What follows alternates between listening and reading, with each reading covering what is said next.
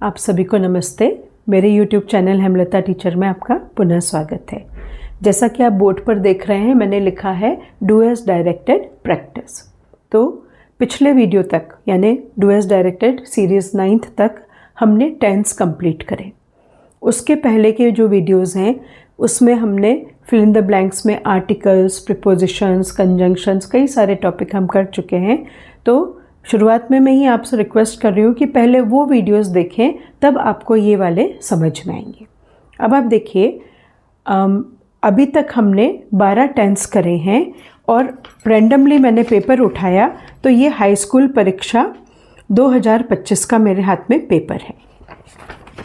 इसमें एक सेंटेंस आया है, क्षितिज प्लेज क्रिकेट, जो मैंने मेरे शॉर्ट्स में भी सॉल्व करके बताया है।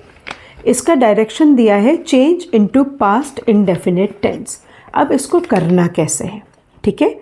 तो सबसे पहले तो आप इसे लिखेंगे। Now I have written the sentence on board. मैंने बोर्ड पर वाक्य लिख दिया है, Kshitij plays cricket full stop, ठीक है? इसको बदलना है पास्ट इंडेफिनिट टेंस में। तो जब आप सबसे पहले तो आपने टेंस खुद समझ लिए, ठीक है? फिर आप देखिए कि ये कौन सा टेंस है। ये है हमारा क्षितिज सब्जेक्ट प्लस प्लेज। ये वर्ब का फर्स्ट फॉर्म है, इसमें SES लगा है। और ये क्रिकेट जो है हमारा ऑब्जेक्ट हो गया है। तो आपने इसका फॉर्मूला डिराइव कर लिया। तो ये कौन सा वाला है? ये सिंपल प्रेजेंट या प्रेजेंट इंडेफिनिट टेंस है, जो हमारा नंबर 1 वाला टेंस है, ठीक है? अब वो बोल क्या रहे हैं, हमें पास्ट इंडेफिनिट टेंस में बदलना है, जो हमारा नंबर 2 वाला टेंस है। तो अगर आपको ध्यान हो, इसका फॉर्मूला क्या है? सब्जेक्ट प्लस वर्ब का सेकंड फॉर्म प्लस ऑब्जेक्ट। कैसे सॉल्व करेंगे आप इसको? सब्जेक्ट की जगह आप सब्जेक्ट ले लीजिए। ये हो गया क्षितिज, क्षितिज, TIJ, क्षितिज। ये सब्जेक्ट हो गया। क्षितिज एक लड़के का नाम है तो ही के बराबर है, ठीक है? ही के बराबर था इसलिए वर्ब में SES लगा था। पर अब हमको इसका वर्ब का सेकंड फॉर्म लेना है। तो प्ले का सेकंड फॉर्म होता है प्लेड, ओके? तो क्षितिज प्लेड, PLAYED, क्षितिज प्लेड। और यहाँ पे ऑब्जेक्ट क्या हो जाएगा आपका? क्रिकेट, ठीक है? तो इस तरह से टेंस हमने 12 टेंस पढ़े और उस टेंस के हिसाब से हमने यहाँ डायरेक्शन देखा। पास्ट इंडेफिनिट टेंस में बदलना है तो सबसे पहले हमने दिए गए वाक्य को समझा और उसको कौन से टेंस में चेंज करना है उसको समझा, और हमने ये हमारा जो करेक्ट आंसर है वो हमने लिख दिया। तो डू एज डायरेक्टेड में इस तरह के क्वेश्चंस आते हैं जो आपको प्रैक्टिस करने हैं, ठीक है? अब नेक्स्ट देखते हैं हम।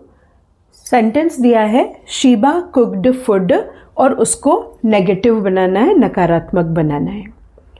फिर से टेंस के जो भी हमने पढ़ा है वो देखते हैं। शीबा है हमारी सब्जेक्ट, ये शी के बराबर है, प्लस वर्ब का second form cooked plus object, ठीक है?